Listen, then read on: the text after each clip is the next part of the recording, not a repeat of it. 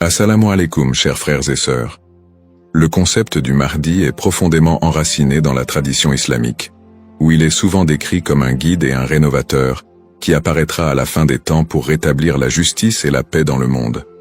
Son nom signifie littéralement « le bien guidé », et selon les croyances, il viendra pour rectifier les injustices, guérir les divisions de la communauté et ramener l'humanité vers une voie droite. Présent dans les récits prophétiques, hadiths, transmis depuis des siècles, le Mahdi est une figure attendue et respectée, avec une mission immense et unique, celle de préparer le monde à l'ère de paix et de prospérité ultime. Avant de commencer cette vidéo, je vous invite à vous abonner à notre chaîne et d'activer la cloche de notification pour rester informé de nos prochaines publications sur la foi islamique. Merci et bonne vidéo. Ce sujet attire un grand intérêt, car il est lié à des événements d'envergure mondiale et spirituelle qui concernent autant les croyants que les curieux. Pour beaucoup de fidèles, la croyance en l'arrivée d'un sauveur qui se dressera contre l'injustice résonne d'autant plus fort face aux difficultés et aux crises que traverse notre monde moderne. Les guerres, la corruption, les inégalités sociales et les troubles environnementaux nourrissent un sentiment d'urgence et un besoin de justice qui rendent ce sujet encore plus pertinent. La quête de ce personnage apporte un espoir, une lumière dans une époque qui peut sembler sombre. Alors, face aux signes de l'époque, une question surgit et nous interpelle. Le Mahdi est-il sur le point d'apparaître? Alors, restez avec moi jusqu'à la fin pour découvrir cela. Si vous avez des questions ou des commentaires en cours de route, n'hésitez pas à les laisser en bas. J'apprécie beaucoup vos retours. Allons-y. Les sources et les écrits religieux sur le Mahdi. Le concept du Mahdi, ou bien guidé, est tiré des sources principales de l'islam, les hadiths, paroles et actes du prophète Mohammed, et, indirectement, le Coran. Bien que le Mahdi ne soit pas explicitement mentionné dans le Coran, les hadiths rapportent de nombreux récits qui le décrivent comme une figure clé de la fin des temps, destinée à établir la justice divine. Ces hadiths, transmis par des compagnons proches du prophète, varient en termes de fiabilité et d'interprétation, mais ils convergent sur certains éléments. Le Mahdi sera un descendant du prophète Mohammed, issu de la lignée de Fatima, sa fille, et son règne surviendra durant une période de troubles mondiaux et de grande corruption. Les interprétations du Mahdi divergent selon les écoles de pensée au sein de l'islam. Dans l'islam sunnite, la croyance au Mahdi est présente, bien qu'elle ne soit pas aussi centrale que dans d'autres courants. Les sunnites considèrent le Mahdi comme un leader juste qui viendra pour rétablir l'ordre et préparer la communauté à la venue de Jésus, Issa, dont la descente est également prophétisée. Cette vision sunnite n'associe pas le Mahdi à une nature surnaturelle ou divine, mais le présente plutôt comme un guide humain choisi par Dieu. Du côté de l'islam chiite, en particulier dans la branche des chiites duodécimains, le Mahdi est perçu de manière beaucoup plus spécifique. Il est identifié comme le 12e imam, Muhammad ibn Hassan al-Mahdi, disparu mystérieusement en 874 après Jésus-Christ, et considéré depuis lors comme étant en occultation. Les chiites croient qu'il réapparaîtra au moment où l'injustice sera à son comble pour restaurer la foi et la justice. Cette croyance est si centrale dans la doctrine chiite que le Mahdi est aussi appelé imam caché et est perçu comme un guide spirituel protecteur, même durant son absence. Quant aux éléments prophétiques, les hadiths décrivent plusieurs signes et événements annonciateurs de l'arrivée du Mahdi. Selon la tradition, avant sa venue, le monde sera marqué par une période de chaos et d'injustice généralisée, avec des conflits qui diviseront la communauté et une dégradation des valeurs morales. Parmi les signes, certains récits mentionnent l'apparition d'épidémies, de tremblements de terre et de guerres incessantes. De plus, plusieurs hadiths évoquent des signes plus spécifiques, comme des tensions autour de la région de Damas, des batailles importantes dans les environs de la péninsule arabique, et des luttes pour le pouvoir qui affaibliront les dirigeants de l'époque. Un autre aspect prophétique mentionne le Mahdi et Jésus, Issa, travaillant ensemble pour rétablir la foi et anéantir les forces du mal. Dans cette collaboration prophétique, le Mahdi est vu comme celui qui préparera le terrain pour la mission ultime de Jésus, qui descendra pour vaincre l'antéchrist Dajjal et instaurer une ère de paix durable. L'ensemble de ces récits sur le Mahdi suscite diverses interprétations. Certains voient dans ces prophéties des messages intemporels sur le bien et le mal, tandis que d'autres y trouvent des prédictions littérales des événements à venir. Dans les deux cas, ces textes offrent une promesse de justice et d'équité pour ceux qui se sentent opprimés ou marginalisés. Description du rôle et des attributs du Mahdi. Le Mahdi est décrit comme un guide et un leader d'exception, dont la mission est de restaurer la justice et de guider la communauté islamique vers une période de paix et de foi. Dans les récits islamiques, le Mahdi n'est pas seulement un leader politique, mais surtout un guide spirituel qui incarne des valeurs d'intégrité, de droiture et de compassion. En tant que réformateur, il est censé redresser les torts, abolir l'injustice et rétablir les lois divines. Ce rôle en fait un leader complet, capable de résoudre les crises morales, sociales et politiques qui pourraient diviser la communauté à la fin des temps. Selon ces récits, le Mahdi est celui qui inspirera les croyants à revenir vers les principes fondamentaux de la foi islamique, en éliminant les faux enseignements et en corrigeant les pratiques déviantes. Les attributs distinctifs du Mahdi le rendent unique parmi les autres leaders. Il est souvent décrit dans les hadiths comme un homme de grande piété et de sagesse, qui saura discerner le bien du mal avec une clairvoyance exceptionnelle. En plus de son sens aigu de la justice, il est mentionné qu'il viendra de la lignée du prophète Muhammad, descendant de sa fille Fatima, ce qui renforce la dimension spirituelle et prophétique de son rôle. On dit que le Mahdi possédera des qualités telles que la douceur, la miséricorde et une profonde dévotion, mais également une force et une détermination inébranlables pour affronter les forces du mal et de la corruption. Ces caractéristiques le distinguent des leaders ordinaires, car il incarne un idéal de pureté morale et de droiture qui servira de modèle pour tous les croyants. Une des particularités les plus marquantes de la mission du Mahdi est son alignement avec Jésus, Issa, une croyance partagée par de nombreux courants de l'islam. Selon les récits prophétiques, le Mahdi et Jésus travailleront main dans la main pour combattre l'injustice et apporter la paix. La descente de Jésus est un événement prophétisé dans l'islam, et il est dit qu'il priera aux côtés du Mahdi, ce qui symbolise l'unité et l'harmonie entre les deux figures. Jésus aurait pour mission de vaincre l'antéchrist, Dajjal, une force du mal redoutable, tandis que le Mahdi préparera le terrain pour cette confrontation ultime et inspirera les croyants à rester fermes dans leur foi. Cette coopération entre le Mahdi et Jésus est perçue comme un moment d'unité divine, transcendant les différences entre les croyants pour établir une ère de paix durable sur terre. Les signes avant l'apparition du Mahdi. Selon la tradition islamique, l'apparition du Mahdi sera précédée par une série de signes annonciateurs qui se manifesteront sous la forme de troubles sociaux, de corruption et de conflits mondiaux. Ces signes indiquent une période de chaos, d'injustice généralisée et de déclin moral. Les hadiths rapportent que des tensions profondes diviseront les peuples, la richesse sera concentrée entre les mains de quelques-uns, et la moralité sera pervertie, tandis que l'injustice régnera de plus en plus largement. Les systèmes politiques et économiques s'effondreront sous le poids de la corruption et de la cupidité, créant un monde où les valeurs humaines fondamentales seront négligées. L'émergence de ces troubles est vue comme une préparation spirituelle et une alerte pour les croyants, les incitant à renforcer leur foi en attendant l'arrivée d'un sauveur. Signes dans le monde actuel. De nombreux croyants et penseurs voient dans les événements mondiaux actuels des éléments pouvant correspondre à ces signes prophétiques.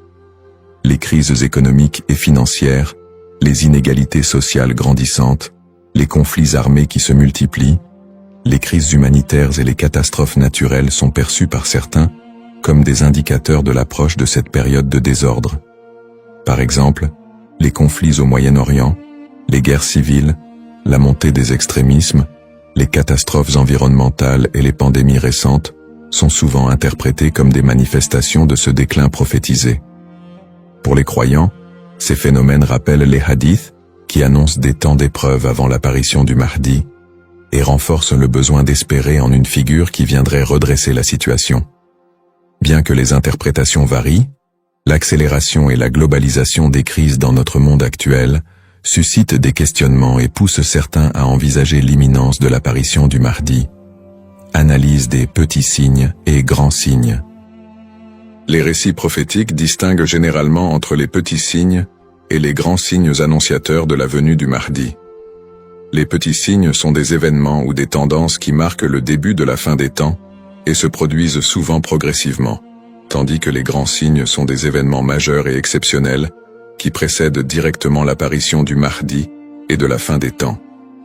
Petits signes, ces signes incluent la dégradation morale et éthique de la société, la perte des valeurs spirituelles, l'augmentation de la cupidité et de la corruption, et la montée des tensions sociales et des injustices. Parmi les autres petits signes, on note aussi la multiplication des conflits entre les nations, la prolifération de fausses doctrines, et une déconnexion croissante entre les croyants et leur foi. La division interne au sein de la communauté islamique est aussi un signe mineur important.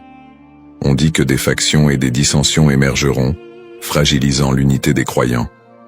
Les petits signes s'accumulent pour créer un contexte d'épreuve qui prépare l'humanité à la venue du Mahdi. Grands signes. Contrairement aux petits signes, les grands signes sont des événements d'une envergure exceptionnelle que nul ne pourra ignorer. Ces signes incluent notamment l'apparition de l'Antéchrist, Dajjal, une figure du mal dotée de pouvoirs extraordinaires, qui sèmera la terreur et tentera de détourner les gens de la vérité. Un autre grand signe est la descente de Jésus, Issa, sur terre, qui jouera un rôle crucial aux côtés du Mahdi pour vaincre le mal et rétablir la foi. D'autres grands signes comprennent des phénomènes naturels inhabituels, comme des éclipses solaires ou lunaires en des temps imprévus, des tremblements de terre dans des régions spécifiques, et des changements climatiques spectaculaires qui attireront l'attention de l'humanité entière. La venue du Mahdi sera précédée par des signes si frappants qu'ils seront indéniables pour les croyants et non-croyants. Cette distinction entre petits et grands signes aide les croyants à comprendre que, bien que des signes puissent apparaître, il est important de garder un équilibre dans l'interprétation et de ne pas céder à la panique. Ces signes servent de rappel pour renforcer la foi et se préparer spirituellement, sans chercher à deviner précisément le moment de l'apparition du Mahdi, qui reste un mystère connu de Dieu seul. Les différentes perspectives sur le Mahdi. La figure du Mahdi est un concept central dans l'islam, mais elle est perçue de manière différente selon les deux principaux courants que sont l'islam sunnite et chiite. Pour les sunnites, le Mahdi est un leader bien guidé qui apparaîtra avant la fin des temps, pour rétablir la justice et la paix dans un monde en proie à la corruption et au désordre. La croyance au Mahdi est présente chez les sunnites, mais elle n'est pas aussi centrale que pour les chiites, et elle n'est pas strictement codifiée dans les textes fondamentaux. Les sunnites voient le Mahdi comme un homme ordinaire, choisi par Dieu, qui viendra guider la communauté musulmane, mais ils ne l'identifient pas comme une figure spécifique, ni comme une figure en occultation. Du côté de l'islam chiite, en particulier dans la branche des chiites duodécimains, le Mahdi revêt une importance plus profonde et spécifique. Les chiites identifient le Mahdi comme étant Muhammad ibn Hassan al-Mahdi, le 12e et dernier imam, qui est entré dans un état d'occultation à la fin du 9e siècle. Selon la croyance chiite, cet imam est toujours en vie, caché aux yeux du monde, et il réapparaîtra lorsque Dieu le décidera pour instaurer la justice. Cette conception du Mahdi comme imam caché fait partie intégrante de la théologie chiite, qui voit en lui un guide spirituel et protecteur, même en son absence, et qui joue un rôle central dans l'attente messianique de la communauté chiite. Les visions contemporaines et divergentes. Dans le contexte actuel, le concept du Mahdi suscite des interprétations modernes et divergentes. Certaines visions apocalyptiques, souvent influencées par des contextes politiques ou sociaux, voient le Mahdi comme une figure de résistance contre l'oppression mondiale et un symbole de libération face aux injustices contemporaines. Dans des contextes marqués par des conflits ou des crises, certains groupes mettent en avant l'imminence de son apparition pour renforcer l'engagement religieux ou politique, parfois en interprétant les signes prophétiques de manière littérale pour justifier certaines actions. L'espoir en un avenir où les conflits, les inégalités et les désastres seraient remplacés par un monde plus harmonieux, donne un sens à la foi des croyants, les incitant à lutter pour une vie conforme aux valeurs de justice et de compassion, en attendant l'apparition de celui qui rétablira l'ordre et la paix.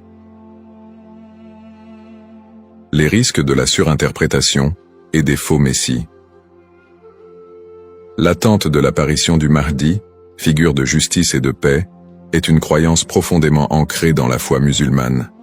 Cependant, cette croyance peut aussi engendrer des risques de surinterprétation et de malentendus, notamment avec l'émergence de faux prétendants se proclamant Mahdi. Au fil de l'histoire, des individus se sont déjà déclarés être le Mahdi, attirant des adeptes et suscitant des mouvements religieux parfois déstabilisateurs. Ces faux messies, en exploitant la ferveur des croyants, peuvent conduire à des troubles, des tensions communautaires, voire des conflits. Dans certains cas, ces prétendants cherchent à renforcer leur pouvoir personnel ou à gagner en influence, provoquant des conséquences potentiellement dévastatrices pour les communautés qui les suivent. Leur influence peut diviser les croyants, générer des violences, et même entraîner des catastrophes humanitaires si ces mouvements sont militarisés ou extrémistes. Un autre risque important est la manipulation des croyances autour du Mahdi par des groupes ou individus mal intentionnés.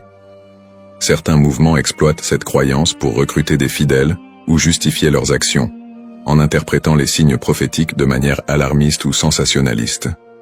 Ils s'appuient sur l'idée de l'apparition imminente du Mahdi pour attiser les peurs ou rallier des gens à leur cause, souvent en faveur d'intérêts politiques ou idéologiques. Dans des contextes de crise, cette manipulation peut entraîner des mobilisations massives et inciter des personnes à adopter des positions extrêmes, créant ainsi un climat de méfiance et d'instabilité. Face à ces dérives, l'importance du discernement est cruciale. Il est essentiel pour les croyants de faire preuve de prudence et de retenue dans l'interprétation des signes et des prophéties. La tradition islamique recommande de rester vigilant, car seul Dieu connaît le moment précis de l'apparition du Mahdi. En restant ancré dans les principes de justice et de piété, et en s'appuyant sur des sources fiables et la sagesse des érudits, les croyants peuvent éviter de tomber dans le piège de l'illusion et de la manipulation. Garder un esprit critique face aux revendications de certains groupes et individus est essentiel pour préserver l'intégrité de cette croyance. Ainsi, plutôt que de se précipiter dans des interprétations ou de suivre des figures douteuses, il est fondamental de s'attacher aux valeurs essentielles de la foi et de se préparer spirituellement, sans chercher à deviner l'avenir ni à suivre des faux messies. En résumé, le concept du Mahdi, figure centrale dans la tradition islamique, évoque des thèmes puissants de justice, d'espoir et de rédemption face aux crises contemporaines. Nous avons exploré les différentes perspectives sur le Mahdi, notamment les différences entre les courants sunnites et chiites, ainsi que les interprétations modernes qui en découlent. Nous avons également mis en lumière les défis actuels, tels que les injustices sociales et les crises environnementales, qui alimentent le désir d'un leader juste. Cependant, il est crucial de reconnaître les dangers des faux prétendants et de la manipulation de cette croyance, appelant ainsi à un discernement éclairé. En cette ère d'incertitude, il est essentiel de réfléchir à notre propre rôle dans la quête de justice et de paix. Chacun de nous a la capacité d'agir, d'inspirer le changement et de travailler à créer un monde meilleur, même à petite échelle. La question demeure: sommes-nous proches de la venue du Mahdi ? Cette interrogation nous engage à réfléchir sur nos croyances et nos actions, et à envisager comment nous pouvons contribuer à un avenir empreint de justice et d'équité. Nous vous encourageons à partager vos réflexions et expériences sur le sujet dans les commentaires ci-dessous. Quelles sont vos pensées sur le Mahdi et son rôle dans notre monde contemporain ? N'oubliez pas de vous abonner à notre chaîne pour plus de contenu inspirant et engageant sur des thèmes spirituels et sociaux. Votre voix compte et ensemble, nous pouvons œuvrer pour un monde plus juste. Cependant, D'autres approches modernes se concentrent sur une interprétation plus spirituelle et morale du Mahdi, considérant son apparition comme une métaphore pour inciter les croyants à rétablir la justice dans leur propre vie et à renforcer leur engagement spirituel. Ces visions contemporaines voient la venue du Mahdi non pas comme un événement littéral, mais comme un rappel constant de la nécessité de l'équité, de la bonté et de la piété. Dans cette perspective, le Mahdi représente une lumière spirituelle qui inspire les croyants à lutter contre les injustices, qu'elles soient personnelles, sociales ou morales. Le Mahdi dans le monde non musulman. La figure du Mahdi trouve également des échos dans le monde non musulman, où d'autres cultures et religions partagent le concept d'un sauveur ou d'un messie qui apparaîtra à la fin des temps pour instaurer la paix. Par exemple, dans le christianisme, il existe l'attente de la seconde venue de Jésus-Christ, qui est perçu comme un sauveur destiné à rétablir le royaume de Dieu sur terre. Les similitudes avec l'apparition du Mahdi, notamment en ce qui concerne le rôle de Jésus comme allié, créent des ponts entre les deux traditions et alimentent un intérêt interreligieux autour de la fin des temps. Dans le judaïsme, la croyance en la venue d'un Messie est également présente, avec l'idée qu'il viendra rassembler le peuple d'Israël et instaurer une ère de paix et de justice. Bien que les concepts diffèrent, on retrouve des thèmes similaires d'attente, de restauration et de paix qui rappellent le rôle du Mahdi dans l'islam. Ces parallèles entre les croyances de diverses religions montrent l'universalité du désir d'un redresseur ou d'un guide qui puisse apporter un équilibre face au désordre du monde. Cette notion d'un messie ou d'un sauveur transcende les frontières religieuses et offre une perspective plus large sur l'espoir universel de paix et de justice. En somme, bien que le Mahdi soit une figure principalement islamique, les similitudes entre les concepts de sauveur dans différentes cultures et religions révèlent un besoin humain universel d'espérer en un futur meilleur et en la venue d'une figure capable de rassembler et de rétablir l'équilibre dans un monde souvent divisé et tumultueux. Les défis contemporains et le besoin de justice. Les crises et injustices actuelles révèlent des défis mondiaux qui semblent plus pressants que jamais, et beaucoup ressentent le besoin d'un leader capable de restaurer l'équité. Les inégalités économiques se creusent, avec une grande partie de la richesse mondiale concentrée entre les mains de quelques-uns, laissant de vastes populations dans la pauvreté. Cette fracture sociale amplifie le sentiment d'injustice, nourri par des systèmes économiques et politiques qui peinent à répondre aux besoins des plus vulnérables. Parallèlement, les conflits armés et les guerres persistent dans plusieurs régions du monde, notamment au Moyen-Orient, en Afrique et en Asie, déchirant des communautés entières et causant des crises humanitaires majeures. Ces conflits sont souvent alimentés par des intérêts politiques, ethniques ou économiques, aggravant la souffrance des populations civiles. Dans ce contexte, l'absence de solutions pacifiques et durables renforce l'impression d'une profonde injustice et crée un climat de désespoir. Le réchauffement climatique et ses effets sont un autre défi majeur de notre époque.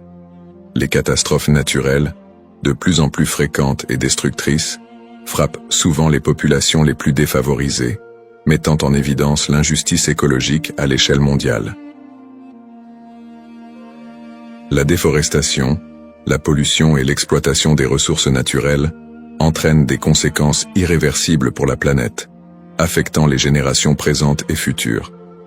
Ces problèmes illustrent une urgence collective, qui rappelle combien il est difficile de trouver des solutions justes et équitables dans un monde souvent dominé par des intérêts individuels. Face à ces crises, la croyance en l'arrivée d'une figure de justice, comme le Mahdi, apporte espoir et inspiration pour de nombreux croyants. Cette attente d'un leader juste qui restaurera l'équité n'est pas seulement un concept théologique, elle représente une source d'espoir pour ceux qui se sentent impuissants devant les injustices du monde. La croyance en un Mahdi qui viendrait pour redresser les torts, protéger les opprimés et instaurer la paix répond à un besoin universel d'espérer en des jours meilleurs. En imaginant un futur dirigé par un guide spirituel et juste, les croyants trouvent la motivation de persévérer malgré les difficultés actuelles. Cette figure du Mahdi symbolise la promesse que l'injustice ne triomphera pas éternellement et que l'équilibre et la paix sont possibles, même si les défis actuels semblent insurmontables.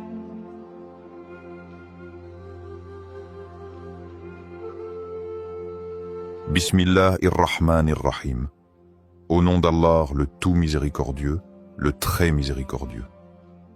Assalamu alaykum wa rahmatullahi wa barakatuh. Que la paix, la miséricorde et les bénédictions d'Allah soient nocturnes pour vous tous. Le Ramadan est là. Un mois béni, un mois où chaque seconde est précieuse, où chaque souffle peut être une adoration, et où chaque invocation peut changer une destinée. Mais avez-vous déjà pensé aux doigts que vous faites chaque soir? Le prophète nous a enseigné que les invocations d'un jeûneur ne restent jamais sans réponse. Imaginez. Chaque soir, après une journée de jeûne, à l'instant où votre âme est la plus pure, vous avez une opportunité unique de vous rapprocher d'Allah, d'effacer vos péchés et d'attirer sa miséricorde infinie. Mais quels sont les meilleurs doigts à réciter chaque soir? Comment être sûr que nos invocations sont aimées d'Allah et acceptées? Aujourd'hui, nous allons voir 3 doigts puissantes à réciter chaque soir du Ramadan, des invocations qui touchent le cœur et élèvent l'âme. Ces paroles, si vous les prononcez avec sincérité, peuvent illuminer votre vie et changer votre destinée. Alors restez bien jusqu'à la fin. Avant de commencer cette vidéo, n'oubliez pas de liker cette vidéo, car cela nous donne beaucoup de force pour continuer à partager du contenu bénéfique. Et je vous invite à vous abonner à notre chaîne et d'activer la cloche de notification pour rester informé de nos prochaines publications sur la foi islamique. Partagez-la avec vos proches et laissez un commentaire pour me dire ce que vous en pensez. Merci et bonne vidéo. La puissance des doigts pendant le Ramadan. Le mois de Ramadan est bien plus qu'un simple mois de jeûne. C'est un moment de connexion profonde avec Allah. Une opportunité unique pour que nos prières soient exaucées. En effet, Allah nous a promis dans le Coran « Et quand mes serviteurs t'interrogent à mon sujet, alors je suis tout proche, je réponds à l'appel de celui qui m'invoque quand il m'appelle. » Sourate Al-Baqarah 246. Ce verset est d'autant plus significatif qu'il se trouve au cœur des passages qui parlent du jeûne du Ramadan. Comme si Allah nous rappelait que ce mois béni est un moment où ses portes sont grandes ouvertes pour accueillir nos supplications. Pourquoi les doigts ont un impact particulier pendant le Ramadan? 1. Les portes du ciel sont ouvertes. Selon un hadith rapporté par Al-Bukhari et Muslim, le prophète a dit « Quand vient le mois de Ramadan, les portes du paradis s'ouvrent, celles de l'enfer se ferment et les diables sont enchaînés. » Cela signifie que l'influence du mal diminue, nous rendant plus réceptifs à la spiritualité et nous permettant de nous concentrer davantage sur nos invocations. 2. Le jeûneur a une invocation qui ne sera jamais rejetée.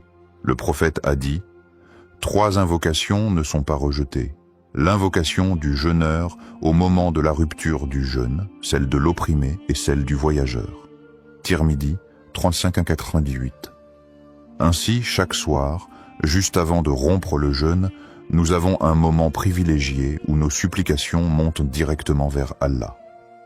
Imaginez alors l'impact de 3 doigts précises et puissantes, répétées chaque soir avec foi et sincérité. Un exemple inspirant. L'histoire de l'homme qui a vu sa vie changer grâce à une doigt. Il était une fois un homme simple, habitué à réciter une seule invocation chaque soir du Ramadan. « Ô Allah, pardonne-moi, éclaire mon cœur et guide-moi vers ce qui est meilleur pour moi. » Pendant des années, il n'a vu aucun changement majeur dans sa vie. Mais un jour, après plusieurs ramadans passés à répéter cette même invocation, tout s'est transformé. Il a trouvé un emploi qu'il n'espérait plus, ses soucis financiers se sont envolés, et surtout, son cœur s'est rempli d'une paix qu'il n'avait jamais connue auparavant. Il a alors compris que chaque doua est comme une graine semée dans l'invisible. Même si on ne voit pas immédiatement les fruits, Allah répond toujours de la meilleure manière et au meilleur moment. Ainsi, imaginez l'impact des 3 doigts que nous allons découvrir ensemble. Si vous les récitez chaque soir du Ramadan avec sincérité, elles pourraient bien être le secret d'un avenir meilleur, rempli de bénédictions. Première doigt, l'invocation pour le pardon. Dans notre quotidien, nous commettons tous des erreurs. Parfois consciemment, parfois sans même nous en rendre compte. Mais Allah, dans son infinie miséricorde, nous a donné une clé précieuse pour effacer nos fautes. L'istighfar, la demande de pardon. Le Ramadan est le mois du pardon par excellence.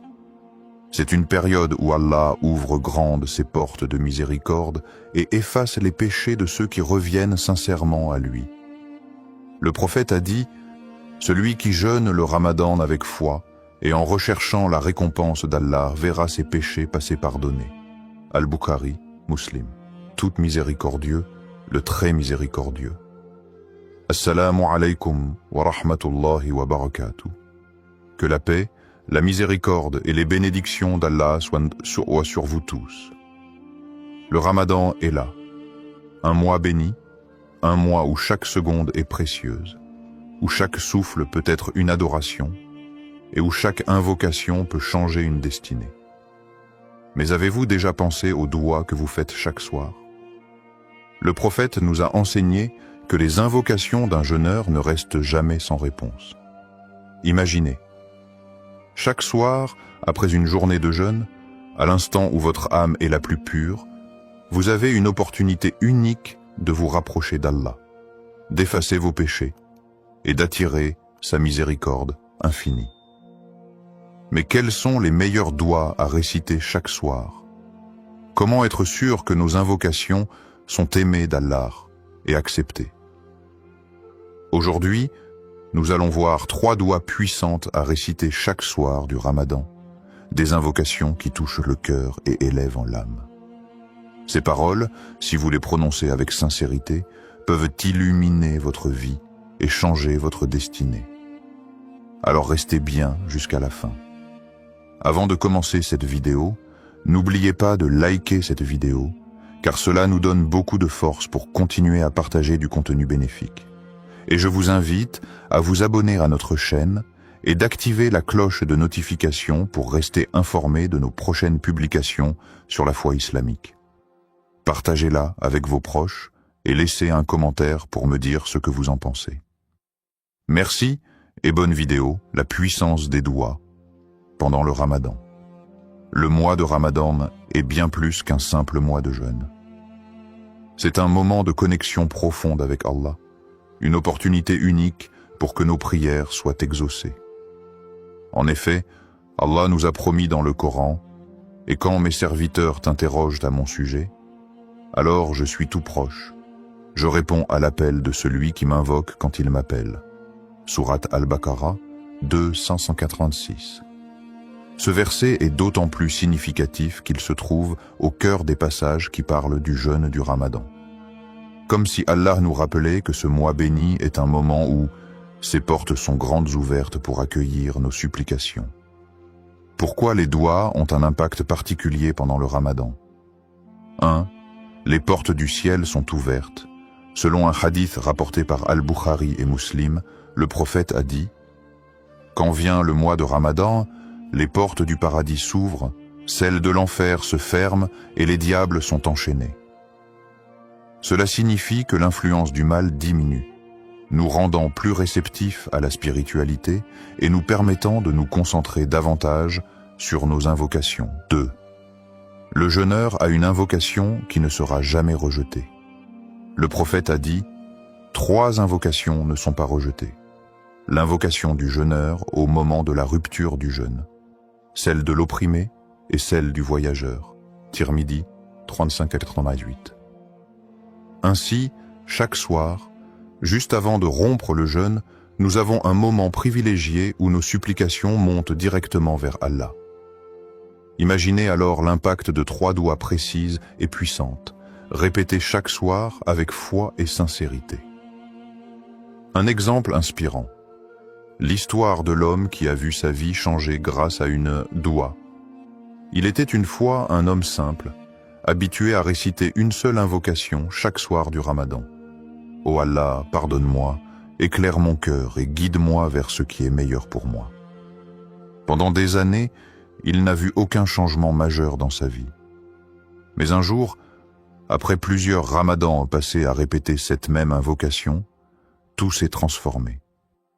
Il a trouvé un emploi qu'il n'espérait plus, ses soucis financiers se sont envolés, et surtout, son cœur s'est rempli d'une paix qu'il n'avait jamais connue auparavant. Il a alors compris que chaque doua est comme une graine semée dans l'invisible. Même si on ne voit pas immédiatement les fruits, Allah répond toujours de la meilleure manière et au meilleur moment. Ainsi, imaginez l'impact des 3 douas que nous allons découvrir ensemble. Si vous les récitez chaque soir du Ramadan avec sincérité, elles pourraient bien être le secret d'un avenir meilleur, rempli de bénédictions. Première doua, l'invocation pour le pardon. Dans notre quotidien, nous commettons tous des erreurs. Parfois consciemment, parfois sans même nous en rendre compte.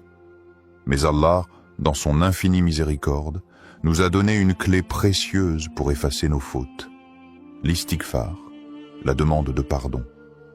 Le Ramadan est le mois du pardon par excellence. C'est une période où Allah ouvre grandes ses portes de miséricorde et efface les péchés de ceux qui reviennent sincèrement à lui. Le prophète a dit « Celui qui jeûne le Ramadan avec foi et en recherchant la récompense d'Allah verra ses péchés passés pardonnés. » Al-Bukhari, Muslim. Tu es celui qui efface les péchés. Tu aimes le pardon, alors pardonne-moi. Tirmidhi, 3513. C'est cette invocation que le prophète a enseignée à Aïcha, radiyallahu anha, lorsqu'elle lui a demandé « Ô messageur d'Allah, si je trouve la nuit du destin, que dois-je dire ?» Il lui répondit avec cette doua puissante. Pourquoi demander pardon chaque soir du Ramadan? 1. Allah aime pardonner. Le pardon d'Allah est immense. Même si nos péchés atteignaient les cieux, Allah les effacerait si nous nous tournons sincèrement vers lui. Il dit dans le Coran, 10. Ô mes serviteurs qui avez commis des excès à votre propre détriment, ne désespérez pas de la miséricorde d'Allah. Car Allah pardonne tous les péchés. Oui, c'est lui le pardonneur, le très miséricordieux. Sourate Az-Zumar 39/53. 2. Un cœur purifié attire les bénédictions. Demander pardon chaque soir, c'est nettoyer son cœur avant de dormir et attirer la lumière divine. Imaginez-vous aller au lit en sachant que vos erreurs de la journée ont été effacées. Quelle tranquillité d'âme. 3. Le pardon ouvre les portes du succès. L'istighfar n'efface pas seulement les péchés, mais il attire aussi la prospérité et le bonheur. Le prophète Nour alayhi salam a dit à son peuple « Implorez le pardon de votre Seigneur. En vérité, il est grand pardonneur. Il enverra sur vous du ciel des pluies abondantes. Il vous accordera beaucoup de biens et d'enfants, et vous donnera des jardins et des rivières. » Sourate Nour, 71, 10, 12. Une histoire inspirante sur la puissance du pardon d'Allah. Un homme pieux avait un passé sombre. Il avait commis de nombreux péchés, mais il avait une habitude. Chaque soir, avant de dormir, il demandait sincèrement pardon à Allah. Une nuit, il fit un rêve étrange. Il vit une immense mer remplie d'encre noire, représentant ses péchés. Pris de panique, il se mit à pleurer et à implorer Allah. « Ô Allah, pardonne-moi, je suis perdu sans toi. » Soudain, une pluie dorée tomba du ciel, effaçant toute l'encre noire et laissant place à une eau cristalline. Une voix lui dit « Ton pardon sincère a purifié ton âme comme cette pluie a lavé la mer. » À son réveil, il se sentit léger, apaisé comme libéré d'un fardeau. Il comprit alors que chaque istighfar n'est pas juste une parole, mais un acte qui transforme notre destinée. Conclusion. Adoptez cette habitude chaque soir. Chaque soir du Ramadan, prenez quelques secondes pour réciter cette doua avec sincérité. Vous verrez votre cœur s'apaiser, votre foi se renforcer et votre vie s'embellir. Et si ce Ramadan était le début d'un nouveau départ pour vous, ne sous-estimez jamais la puissance d'un simple istighfar. Deuxième doigt, l'invocation pour la guidance et la lumière d'Allah. Dans un monde rempli d'incertitudes, d'épreuves et de tentations, nous avons un besoin constant de la lumière et de la guidance d'Allah. Sans cette lumière divine, nous risquons de nous égarer, de prendre de mauvaises décisions et de sombrer dans le doute et l'anxiété. Le Ramadan est un moment idéal pour rechercher la guidance divine, car c'est le mois où le Coran a été révélé comme une lumière pour l'humanité. Allah nous rappelle dans le Saint-Coran, « Ce livre, nul doute, est une guidance pour les pieux. » Sourate Al-Baqarah 2.2. Alors, quelle invocation peut nous aider à rester sur le droit chemin et à recevoir la lumière d'Allah dans nos cœurs et nos vies? La doua à réciter chaque soir pour la guidance et la lumière. Allahum ajal fi qalbi noura, wa fi lisani noura, wa fi sam'i noura, wa fi basari noura, wa min fawqi noura, wa min tahti noura, wa an yamini noura, wa an shamali noura, wa min amami noura, wa min khalfi noura, wa ajalli noura. Allahumma ajal fi qalbi nouran, wa fi lisani nouran, وفي سمعي نوران وفي بصري نوران ومن فوقي نوران ومن تحتي نوران وعن يميني نوران وعن شمالي نوران ومن أمامي نوران ومن خلفي نوران وجلي نوران. Ô Allah, mets dans mon cœur une lumière, sur ma langue une lumière, dans mon ouïe une lumière, dans ma vue une lumière, au-dessus de moi une lumière, en dessous de moi une lumière, à ma droite une lumière, à ma gauche une lumière, devant moi une lumière, derrière moi une lumière, et mets en moi une lumière. Rapporté par Muslim, 763. Cette invocation, récitée par le prophète, est une prière profonde qui demande à Allah de remplir notre être et notre vie de sa lumière divine. Pourquoi cette doua est-elle si puissante? Elle renforce la foi et éloigne les doutes. Dans un monde où nous sommes sans cesse confrontés aux doutes et aux épreuves, cette invocation nous donne une direction claire et nous protège du désespoir. Allah dit, « Allah est le protecteur de ceux qui croient, il les fait sortir des ténèbres vers la lumière. » Sourate Al-Baqarah 2.257 2. Elle éloigne la tristesse et l'angoisse. Parfois, nous nous sentons perdus, tristes, vide spirituellement. Cette doua est comme une lampe qui éclaire notre cœur, en apportant sérénité et apaisement. 3. Elle nous guide dans nos décisions. Dans la vie, nous sommes amenés à faire des choix difficiles. Cette invocation demande à Allah de nous montrer la meilleure voie, celle qui nous rapproche de lui et qui est remplie de sagesse et de paix. Une histoire inspirante. La lumière dans l'obscurité. Un jeune homme, nommé Yassir, traversait une période de doute. Il se sentait perdu, hésitant sur les choix à faire pour son avenir. Devait-il continuer dans la voie ciblée qu'il avait choisie ou changer complètement de direction?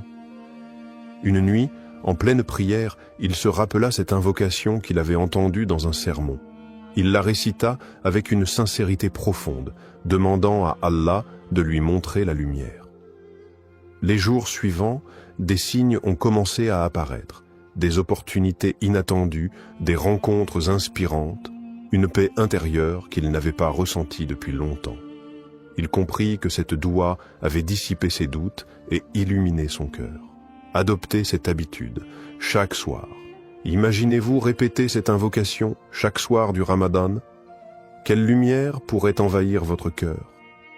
Quel changement positif Allah pourrait-il opérer dans votre vie? Ne laissez pas l'obscurité de ce monde vous envahir. Faites cette invocation chaque soir et laissez Allah éclairer votre chemin. Troisième doua, l'invocation pour l'acceptation des prières et la miséricorde. Le Ramadan est un mois d'efforts spirituels intenses. Nous jeûnons, prions, donnons aux nécessiteux et nous nous rapprochons d'Allah. Mais que valent tous ces efforts si Allah ne les accepte pas? L'un des plus grands enseignements du prophète Ibrahim, paix sur lui, est qu'il demandait constamment l'acceptation de ses actes par Allah malgré sa piété exemplaire. Il disait « Ô notre Seigneur, accepte cela de notre part, car c'est toi l'audient, l'omniscient. » Sourate Al-Baqarah, 227. Nous devons adopter cette même humilité et implorer Allah chaque soir pour qu'il accepte nos invocations, nos prières et nos actions. La doua à réciter chaque soir pour l'acceptation des prières et la miséricorde « Rabbana taqabbal minna innaka anta as-sami'u al-alim wa tub alayna innaka anta at-tawwabur rahim. Rabbana taqabbal minna innaka anta as-sami'u al-alim wa tub alayna innaka anta at-tawwabur rahim. » Ô notre Seigneur, accepte cela de nous, car tu es celui qui entend tout, l'omniscient. Et pardonne-nous, car tu es celui qui accepte le repentir, le très miséricordieux. Sourate Al-Baqarah, 227 à 228. Pourquoi cette doua est-elle essentielle? Aucune action n'a de valeur si elle n'est pas acceptée. Ce n'est pas la quantité de nos actes qui compte, mais l'acceptation d'Allah. Un petit acte sincère peut peser plus lourd qu'une montagne d'actions faites sans sincérité. 2. Elle nous rappelle l'importance de l'humilité. Peu importe nos efforts, nous devons toujours revenir à Allah en lui demandant d'accepter nos actions et de nous pardonner nos manquements. 3. Elle renforce notre lien avec Allah. En demandant chaque soir l'acceptation de nos prières et de nos bonnes actions, nous restons connectés à Allah et développons une plus grande conscience spirituelle. Une histoire inspirante. L'homme dont les doigts ont changé la vie. Il y avait une femme pieuse, nommée Aïcha, qui jeûnait chaque Ramadan avec beaucoup de ferveur. Elle priait longuement la nuit, donnait en aumône et multipliait les bonnes actions, mais au fond d'elle, elle doutait. Allah accepterait-il vraiment ses efforts? Un jour, elle entendit un érudit dire « L'important n'est pas seulement de prier et de jeûner, mais de demander sans cesse à Allah d'accepter ses actions, car un acte non accepté est comme une graine qui n'a pas germé. » Cette parole la toucha profondément. Dès lors, chaque soir du Ramadan, elle ajouta cette invocation à ses prières. Elle se remit en question, cherchant davantage la sincérité et l'amour d'Allah dans chacun de ses actes. Quelques années plus tard, elle vécut un rêve bouleversant. Elle se voyait devant un jardin immense, lumineux, rempli de fruits abondants. Une voix douce lui disait « Ces fruits sont les prières et les invocations que tu as faites avec sincérité. Allah les a acceptés et il t'a accordé bien plus que ce que tu espérais. » Elle se réveilla en larmes, le cœur empli de gratitude. Elle comprit alors que demander l'acceptation d'Allah était un acte aussi important que l'acte lui-même. Faites cette invocation chaque soir. Imaginez-vous répétant cette invocation chaque soir du Ramadan en implorant Allah d'accepter votre jeûne, vos prières et vos bonnes actions. Que se passerait-il si Allah acceptait chacune de vos invocations? Quelle transformation verrez-vous dans votre vie et dans votre foi? Ne laissez pas vos efforts être vains. Implorez Allah avec sincérité et confiance et laissez sa miséricorde illuminer votre cœur. Comment intégrer ces doigts chaque soir du Ramadan? Le Ramadan est une période bénie où chaque acte d'adoration est multiplié et élevé auprès d'Allah. Mais comment s'assurer que nous récitons ces 3 doigts chaque soir avec constance, sincérité et concentration? Voici quelques conseils pratiques pour intégrer ces invocations dans votre routine quotidienne et maximiser leur impact spirituel. Quand réciter ces doigts pour en tirer le meilleur bénéfice? Le moment où vous faites vos doigts peut avoir un grand impact sur leur acceptation. Voici les 3 meilleurs moments pour réciter ces invocations. Après la prière du Maghreb ou du Isha, juste après la prière, lorsque le cœur est apaisé, c'est un instant privilégié pour invoquer Allah. Le prophète a enseigné que les invocations après la prière sont particulièrement exaucées. Pendant ou après la prière de Tahajjud, si vous vous levez pour prier la nuit, profitez de ces instants où Allah répond aux invocations. Le dernier tiers de la nuit est un moment où Allah descend et exauce les prières sincères. Avant de dormir, réciter ses doigts avant de s'endormir permet de terminer sa journée en remettant tout entre les mains d'Allah. Cela purifie le cœur et invite à un sommeil apaisé, sous la protection divine. Comment être constant et sincère dans ses doigts? Faire des doigts chaque soir demande de la discipline et une sincérité profonde. Voici quelques astuces pour ne pas les oublier et les faire avec un cœur attentif. Créez une habitude spirituelle. Associez vos doigts à un moment précis de votre routine, après le Isha avant de dormir. Répétez cette habitude chaque soir jusqu'à ce qu'elle devienne naturelle. Écrivez vos doigts. Notez ces 3 doigts sur une feuille, un carnet ou votre téléphone. Ayez-les toujours à portée de main, surtout au moment de prier. Récitez-les lentement et avec réflexion. Au lieu de les dire machinalement, prenez le temps de méditer chaque mot, en pensant à leur signification et à leur impact sur votre vie. Mettez de l'émotion dans vos invocations. Imaginez que vous êtes devant Allah, qu'il vous écoute attentivement. Pleurez si vous en ressentez le besoin, ouvrez-lui votre cœur sans retenue. Soyez constant, même après le Ramadan. Cette habitude ne doit pas s'arrêter après le mois béni. Plus vous êtes régulier dans vos invocations, plus elles auront d'impact sur votre vie. Comment rendre ces doigts encore plus puissantes? Pour que ces invocations soient encore plus efficaces, voici quelques conseils inspirés du Coran et de la Sunna. Invoquez avec une intention pure. Avant de réciter ces doigts, purifiez votre intention. Faites-le uniquement pour plaire à Allah et non pour des gains matériels immédiats. Soyez en état de pureté. Faites vos invocations après les ablutions, wudu, dans un lieu propre et calme. Cela favorise la concentration et l'humilité. Levez les mains vers le ciel. C'est une sunna du prophète.